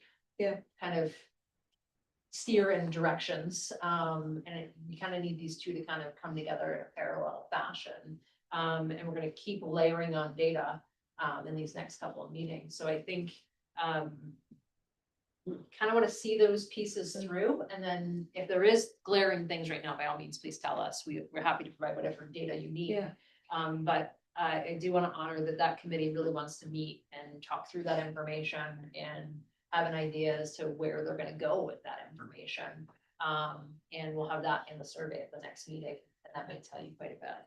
But I also think, you know, our school staff has been wonderful in making themselves available and everything, and, you know, this meeting brought up programming questions and those types of things. So if anyone has kind of lingering things, it doesn't have to be, you know, site necessarily, but concerns that could impact a decision.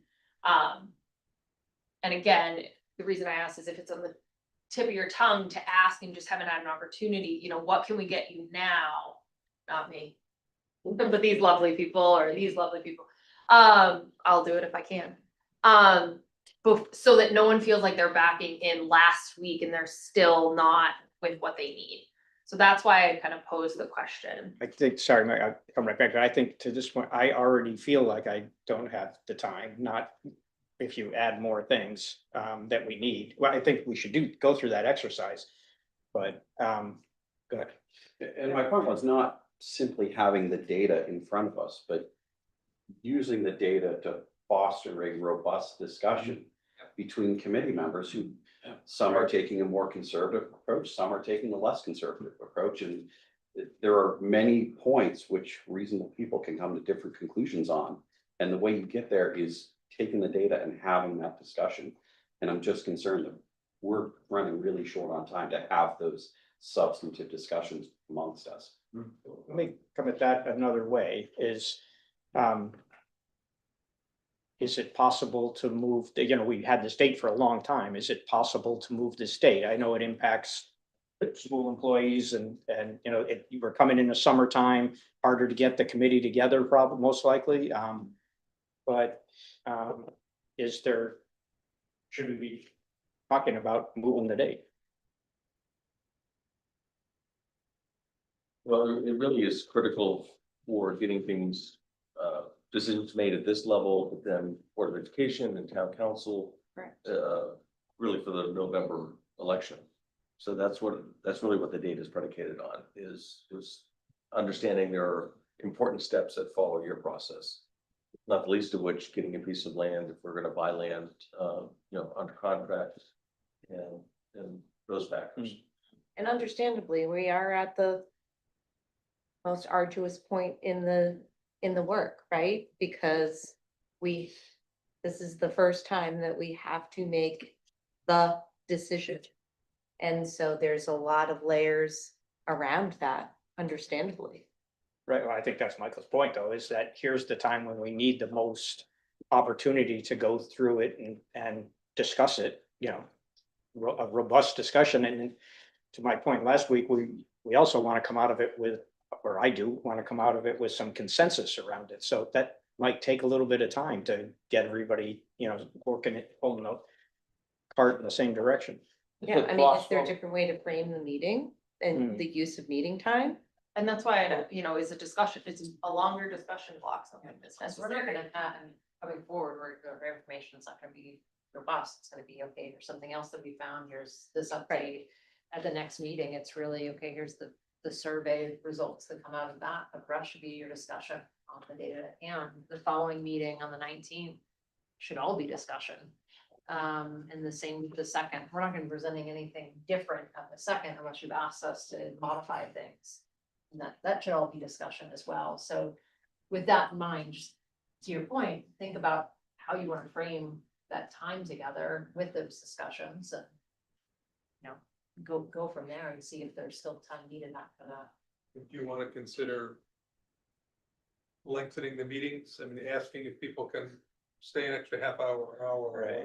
whatever. Adding a meeting, you have a fixed endpoint, but you have a little bit of flexibility in between. I don't know if there are requirements in terms of schedule notification. We also don't have a meeting currently scheduled for June 9th. Apparently just texted, he said you could consider adding a midweek meeting. Yeah. If that's something this group would like to do. Yeah. Just for expectations, I think we could probably squeeze a couple more weeks. I think it's critical for this group to take as much time as it needs. You could probably spend the next 6 months talking about this, frankly, but you've become the resident experts. With all due respect, the Board of Education, there's 2 members here, there's 2 members of council. I think it's important for this group to really do its work as best it can and make a recommendation.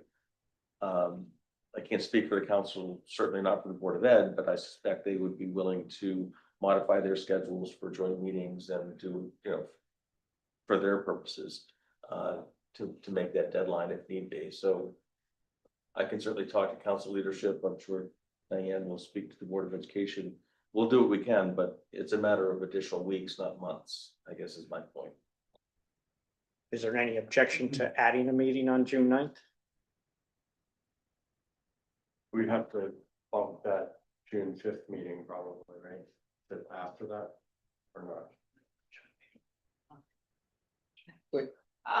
So it's a joint. It's an update meeting. Yeah, an update Yeah. meeting, so the We're still question, gonna have, right, it'd probably be the June 26th that we'd have to. Meet at the fifth. yeah, the Board of Ed only meets on the 5th and the 26th of June, potentially bump it to a town council day, but. But if circumstances arise, I suspect we can find a way to have the ball.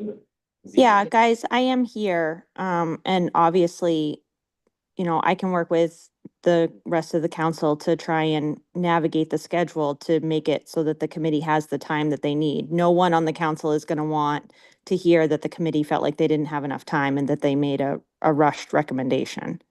I think it's a great idea to add a meeting on that. Yeah. Sure.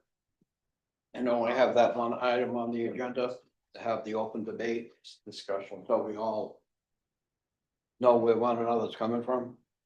I know I've changed since you and I talked last week. Sorry, what do you want to do with it though? Just have one agenda be Oh, let's have the open conversation about the different options, and Yeah, where people are. June 9th. we'll Yeah. add For yeah, now, until we hear otherwise. yeah, yeah, and I don't, like you're saying, June 5th, we'd still have a lot to update in the joint Yeah, council yeah, meeting. yeah. So, Give them all This is our back. last check-in. Yeah. Absolutely. That, and you may receive feedback at June fifth that you want to discuss at June 9th. Yeah. Sure. So I'd almost be hesitant to kind of bump it further and further back to then have you guys feel like you're coming out of a meeting with no time to discuss feedback either before the June 26th update. Yeah. Again, happy to facilitate, because that happens to be a BOE meeting, happy to try and make a town council, like April was just saying, work. But just to point out things that could arise and if you do push it, would be making sure you have an opportunity to talk about feedback. And while we're looking at meeting dates, just as a reminder, I think probably most of you received the email. Or I don't know if Cheryl only sent it to leadership, but next week's meeting is in the high school AP room. And so I would just remind you that that is a different setup, unfortunately. We cannot live stream in that room. That will be a recorded meeting with the OWL where people can be present. So just wanting to make sure that everybody ends up at the right location. We're a little bit tight for space with absentee ballot voting right now. Is that high school AP room the one we've met previously, or is that? Correct. Yes. Across the auditorium. Oh, sorry. Will we receive the results of the survey before we arrive here at a meeting to then try to interpret it? We should have them by Friday. We believe we will have them by the end of the week to be able to then circulate them for the meeting. That is what we Nice. asked. They'll just be the Will that raw, be raw data or will Stuff. that be analyzed? won't be analyzed. They're Raw. just gonna send us some, yeah. Very high level Like, stuff, you can probably Mhm. throw together real quickly, but Yeah. anything really digging into it. And you'll also have, teachers' Yep. comments on the survey as well, so it's 120 teachers that have taken the survey. Did they identify It themselves? was a special survey. It's a just for separate teachers. survey. Special survey, Yeah, and that's gave just to pretty- the teachers, That's great. because people have been asking us, you've probably seen some of the responses, what do the teachers think, we'd like to hear from the teachers, so I think that'll be really well as well, thank you for doing that, Diane. Yeah, thank you very much. Good. That's great. Lisa, maybe along those same lines of trying to get us, I think we ask you this all the time, but if, I'm good. for instance, you had put together kind of a list of the alternates and all, if maybe we could get that Friday before the meeting or something, Yeah. so people can. Yeah, I'll try to clean that up so it's all in one place. Yeah. They literally just came, so we were frantically trying to get those on the screen here. We would like to organize it so you have, okay, here's ABA, here's all the considerations, here's all B3, here are all the considerations. So Yeah, I think similar to what you had here is okay, unless we're gonna do a side-by-side comparison, Yeah. but for the two options, but. I think that'd be too much on one screen. Yeah. They're small. Yeah, I think we've done summary sheets for each of the options, with the updated pricing, and then just cleaning up the deducts would be a good way of kind of Mhm. packaging things to Yeah. really focus on. And we can also provide that in print format if that's easier Yeah. for the members to go through. Yeah. Right, because then it's not scrolling back on the screen, but literally looking at the pages. I think for the purpose of the type of discussions that we're talking about, that would probably aid in that. Yep. Anything else? We need to move to public comment. Just looking at the schedule again, and noting the final date of the 26th. I mean, there is a June 23rd, which is a Monday, that's not on there. You know, and I'm not asking for action now, but if you bump the decision to the 23rd and you have the 16th just as discussion, I mean, there is Right. another week there that's Right. potential. Yeah, I'm okay with that. Maybe we come back to that next week and see Yeah, I just, what the progress is. Do we need a formal action to add the meeting, or are we good? April, we can add I think so. it. We'll be here. if you wanna come. We did ask. for Yeah, it, but yeah. I'll have that. I'll get Cheryl to add us a location for that. Yeah. And she Work on reserved that the tomorrow. 23rd to Diane in the event we need it. Sure, yes, and- Yes. June 9 and June 23. 23rd, yep. Oh, because it'd be a Tuesday. Is there any, as we're evaluating those alternates, and does anybody have a quick opinion on the format for that? We've done some things in small groups and reporting out and I don't think we'll have enough stickers for what we would have to do.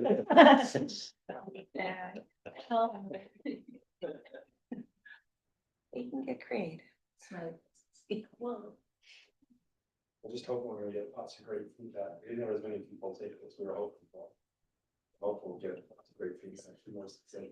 You're right, that might clear up some decisions for us. Absolutely. All right, anything else? We can move to public comment. Is there any public comment? Anybody? Anybody? Oh, Matt. He's just causing Matt, yeah, right. Or the other Matt's corner that's online. He's jumped in the Matt area. The first thing I wanna bring up is kind of what these guys were talking about. I don't think you have enough time. I think Dave's metrics are a good idea. In like February or March. Don't know that you have enough time to develop another data point or set of data points to consider. You sort of have the important things that you need, which is public opinion of the voters, cost, equity, education, and like sort of your metric right there as to what is going to suit it best. How come there is one question I've got? We got H piers, we've got rammed aggregate piers. There's no provision for preload. Until we have the soil information, it's hard, and we're making assumptions at this point, but. I mean, it's in the town. Wouldn't any engineered plans be in code enforcement to see what the other buildings did around wherever the site is? Yep, and that's what we've worked on some of that, and that's what some of these have done. Oh, okay. Is this, so, I mean, preloading is another thing, it does cost though. When somebody does that as well, to preload the site. I didn't know if driving piers was like a time saving measure. We're trying to get under It's construction. all gonna depend on what the outcome of the soil survey is, so we kind of went with the worst case scenario and gave tiered options from. That's like filled ground stuff. That's like Thompson's Point, B&M Big Beans stuff. Like, I don't, marginal way. Whole Foods is sitting on H5. There's some data to, in some of the sites around town, I have you at that. I just like grain, so I see you driving pylon. We would prefer not to do it if we don't have to. Oh, no. I mean, and I think one of the biggest problems that the committee is gonna have is the fact, even on the survey, we went out at 132. And the secondary cost at 150, and I think that's gonna really irritate a lot of members of the public. If they go, how did you do this all the way up to this point, even to the second survey, it's $20 million. You've got to find a way to reduce the cost in some capacity. And to Jim's point, how do you voice those concerns about the detailed estimate that you got? I think one agenda item would be try and figure out how each individual person can look at those things and say, well, why is this $6 million? Why is that 150,000? Why are we using asphalt? You've done a bunch of it with asphalt curb as opposed to granite and some other things, but I think that. Yeah, we welcome anyone to dig into it. Right. Ask any questions. But, the committee itself doesn't have a method to convey that other than maybe discussion block or whatever efficiently to Harriman in the spirit of time. Is it come up with data points, email it to you guys by Tuesday night, see if you can dive into them, or, what's the process on individual line item cost reductions as opposed to grant scope and vision? I would think anybody would email their questions to the leadership team, Okay. they would convey that to us. Yeah, I think dam proofing a slab is silly. Your perimeter drains are in place and built correctly with suitable material inside. Water doesn't go up, it goes down typically. But, at that cost number, that's quite a big number to tar the outside of a foundation that just had dirt on the inside of it. Again, that's my personal opinion, not my engineer. If it's not habitable space, there isn't any reason to try and keep it drier than everything around it, I don't think. But you get trenches, that stuff chases, you've got all your plumbing, you've got a perimeter drain around the inside, your roof drain, so as long as it's constructed correctly. We have to worry about cross heating and other things too, so. I think we're taking Oh, one it's line cracked item, I insulated. think we're taking one line item out of context, but. I'm just curious. A lot of the commercial buildings that I've seen constructed are not damp. A lot of, like even to this day. So But anyway. That is all. I think everybody else kind of covered my time crunch thing. Thanks, Matt. Anybody online? Yep.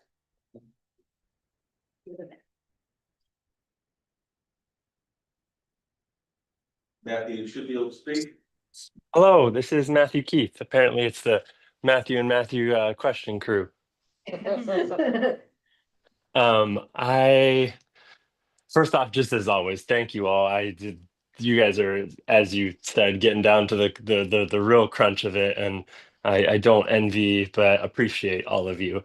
And I'm happy to write an email, might be the better place for like questions, but I am very curious, just to follow up on my comment last week, if there's any consideration being looked at for any alternatives at Pleasant Hill that spare any trees, or if that's kind of just a foregone conclusion with the community school that there's not really any alternates options. I'd just be curious to know if that's being looked into. Matt, it's something we can definitely bring up with our civil team and our cost estimators. We've been so hyper focused on this latest estimate, we haven't had time to circle back on it, but we can. Well, yeah, that makes sense. I know you guys have a lot of priorities, but as you guys move forward, I just hope that's something that can be considered before the final vote. Just as far as, you know, I know there's not any good easy solutions there, but it'd be good to have that looked at in a way that public can give some feedback on before a final decision is made. Okay, thanks.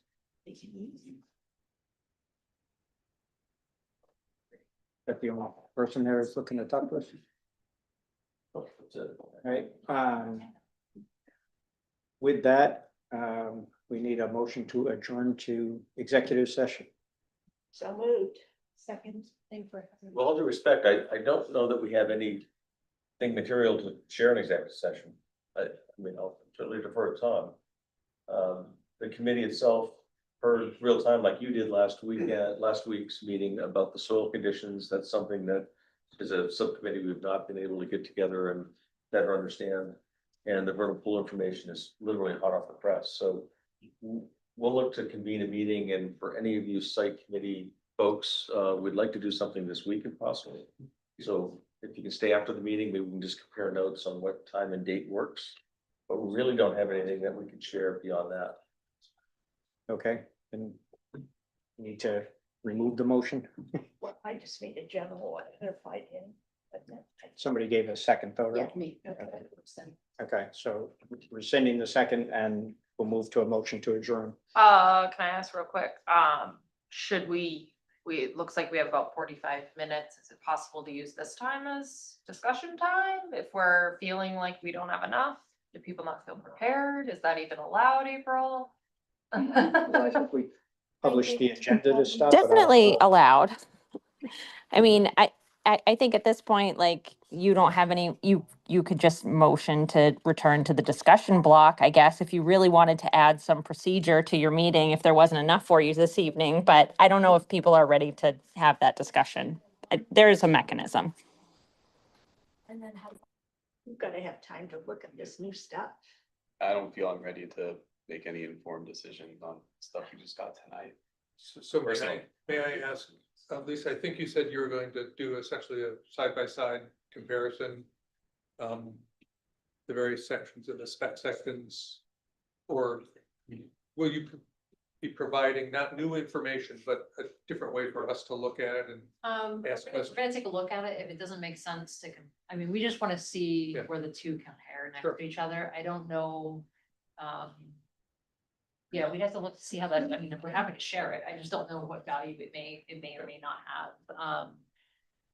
We will follow up from this meeting with the detailed estimate that we got all this information from you guys and look through all that detail and see if there's any information, that you have questions about, and then we'll provide the narrative, the written kind of verbiage as to like what our team sent the estimator to base their estimate on, which I think will be probably the most helpful for folks, because sometimes reading the estimate, it's not as clear. There's a lot of, like I said, acronyms and things like that that are used.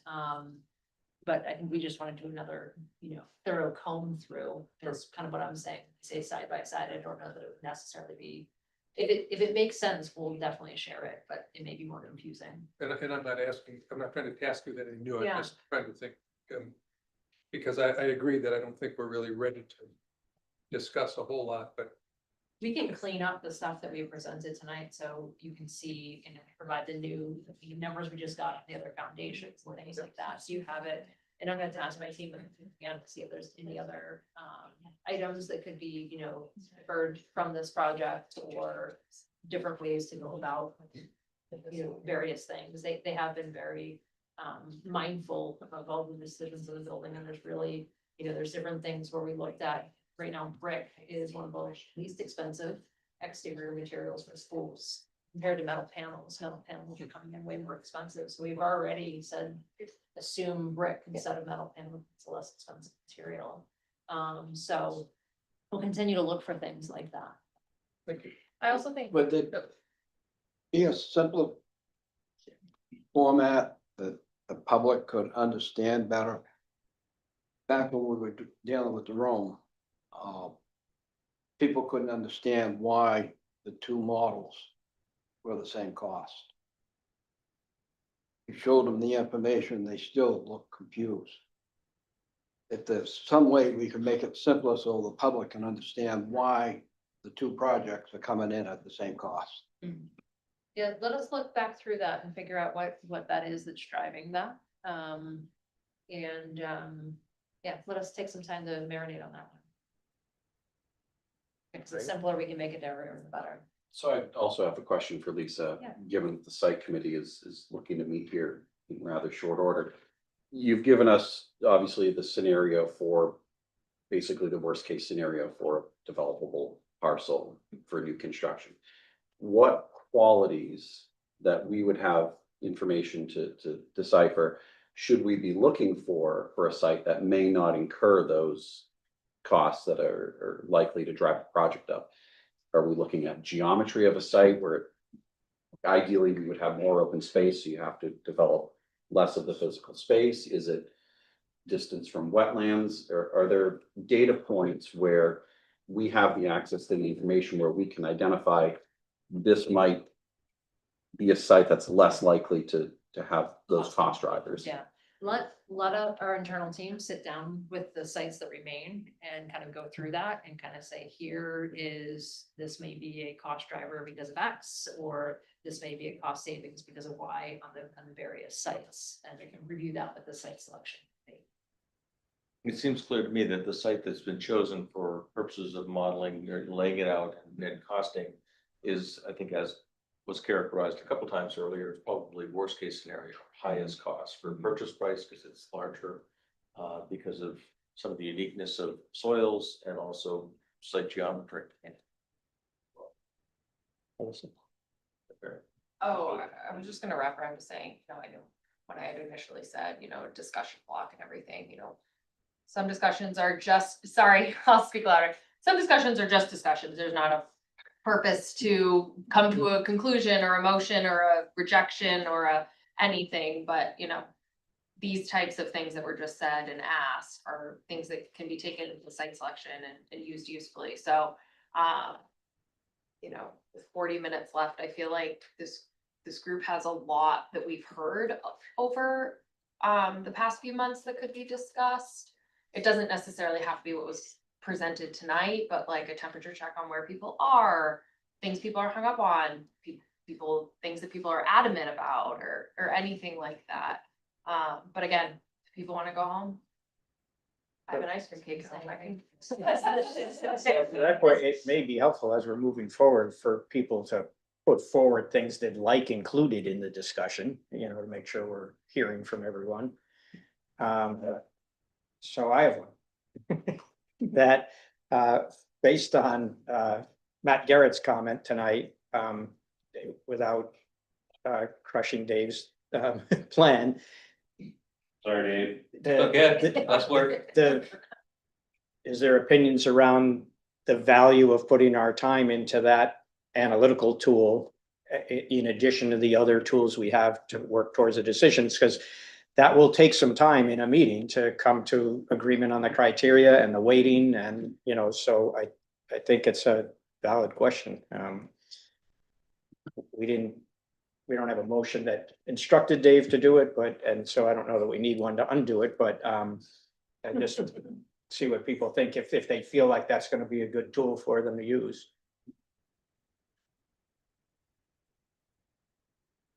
I'll just throw this out there. Does it need to necessarily be in a weighted model, or is it simply helpful to have data point comparisons side by side? And I'm thinking to a lead into a football game, and they compare the offense and defense and the special teams, who's better at what and what hits what mark.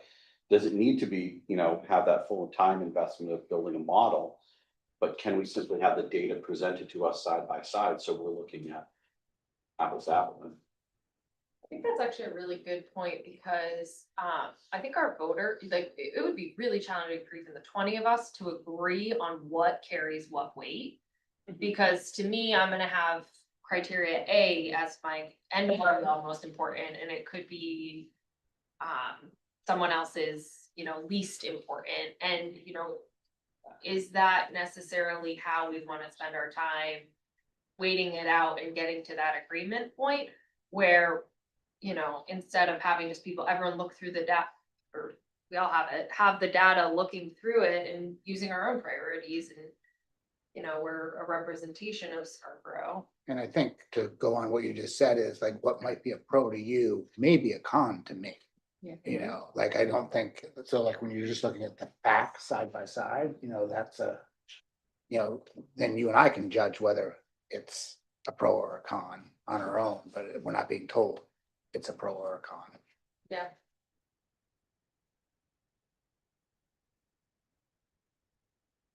All right, I do think we owe it to Dave to give him some direction. Love and ether. I mean, I can just put like the raw data, like you said, like, instead of modeling it and providing weights, if that's what we want to do, is just put the data, like, what's the one particular options,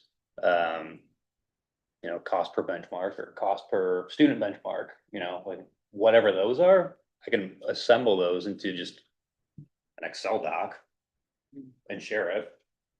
If that makes the most sense. Sure. I think that sounds good. Okay. Maybe one day to react, so maybe put something together for this. Yeah. Yeah. Thank you for taking time to do it. Of course. Yeah, thanks, Dave. And I think that takes using up time here to come to create the model, instead we can have time to evaluate what you come up with. Yep. Anybody else? Well, then, David, maybe since like some of these metrics are things we've never seen before, like a cost per student or something, if there's any really obscure things, like how you chose to build that, if you could just take some of those and explain them out. Yep. So that we understand. Yeah, so like what they are. Yep. Yeah. For sure. Lisa, for Matt online, comment about the parking at Pleasant Hill, can you look when you follow back and see that the parking includes behind the building, and they're actually parking now, is that gonna be built out for parking? I cannot remember. Yeah, Very so small. right now the site plan shows that there is, so if you're standing at the front of Pleasant Hill. Yeah. There's the drop offs in the front, and then along the side is where we've kind of built out parking. The left You're side. facing the school, like, to all the way to the Yeah. left, the teachers are parking. Parking. Yes, it's in, it builds out back there. Yeah, Okay. yeah, It's just extended. it just extends it back, and it's more organized over there as a parking area. Separate from the parent bus drop off. The one thing I am hearing, my neighbors watching that part, but. God knows as well. He's got his eyes closed. It's not a parking lot. On any given day, there's probably like 6 to 8 spaces open. Yeah. People are like watching that, but writing down, reporting back, and like, I don't really know this data, but. How many parking spots do you really need? That's the question. Mhm. That might be for you, Diane. I don't know. Yeah, we can sit down and review that with Diane, the But calendar. there are some empty, but I know it depends on time of day, right? Depends on time of day, Yeah, after I mean, school but activities. Typically, they're saying it's 6 to 8 all day long open, so if that's the case, is there a way to squeeze some of that? We are relocating some of the existing over there because of the bus and parent drop off, yeah.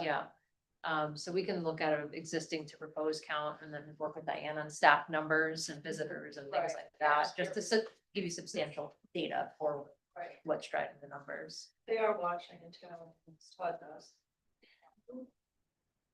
Good to know. It's an interesting neighborhood. Yeah, Right, good. it's a very highly watched school because it's surrounded by residential across the homes. street. And even the folks across Highland Ave are watching the comings and goings. You can't help but watch and see. But the way they set up, meaning the school leadership, over there, is designated center spots, some center spots in the main parking lot, visitor park.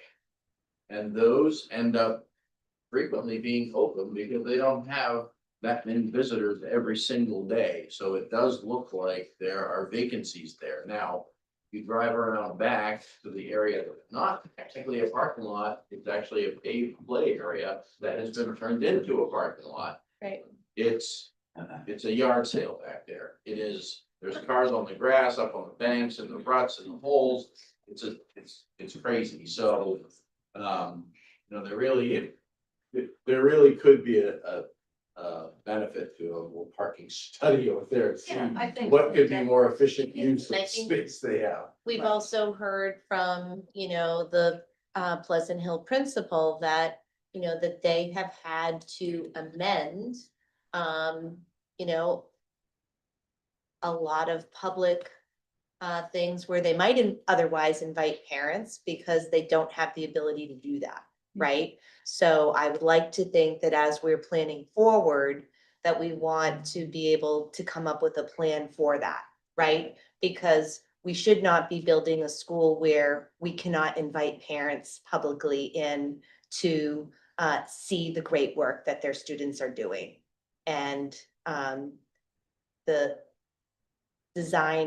current design really does impede the ability to do that.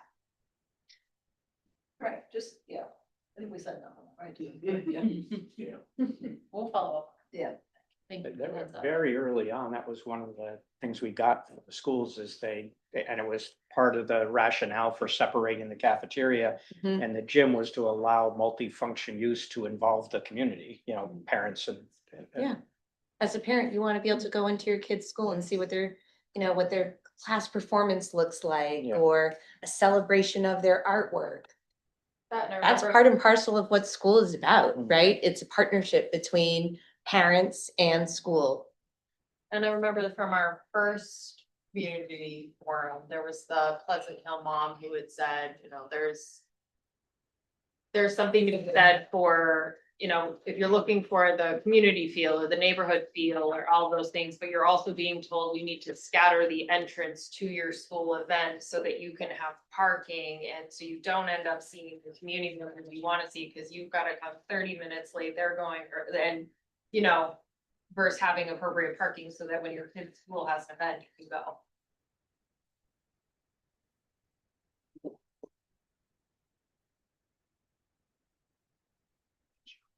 Anything else?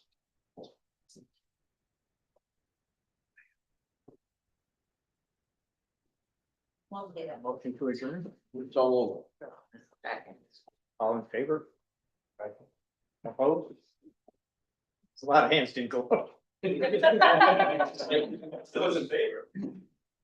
Just see if we can get All right, thanks. And don't forget, next week's meeting's in the high school. Thank you. I'm I'm gonna.